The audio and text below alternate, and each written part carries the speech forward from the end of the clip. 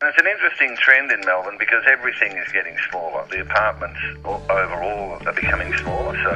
Except human beings. Yeah, well, what was say an 85 square metre two-bedroom apartment 5 years ago is now a 70 square metre apartment, and single-bedroom apartments are coming down to 45 square metres. Is there any problem with this, Prof?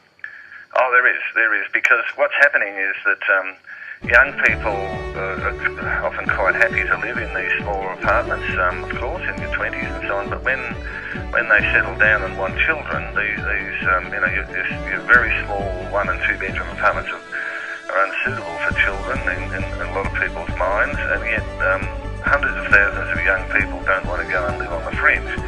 The sale of fringe area housing is actually falling contrary to government expectations, and that's partly because a lot of people simply don't want to go there. What the developers are doing is dropping the size to try to maintain the price. This is a problem faced by people globally. It ranges from here in Australia, to America, to Poland, and even to Tokyo.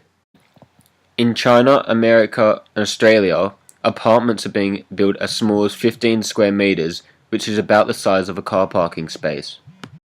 These photos of micro-apartments in their full layout show how there is very little storage space, and it would make it very difficult for people who live in here to find enough space to store everything they need. The standard apartment size these days is 40 meters squared. However, these new micro-apartments are only approximately 20 meters squared, which is about half the size, and they get as little as 15 meters squared, which as seen is about the size of one of these car parking spaces.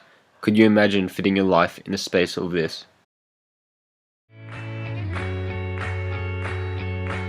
To design and construct a storage system for consumers with limited living space, it requires maximum usage of the space available with minimal intrusion into the residency. The design must fit the constraints of a standard size door without damaging or affecting the functionality of the door itself. It must be easily accessible to the consumer, and materials used should be economical.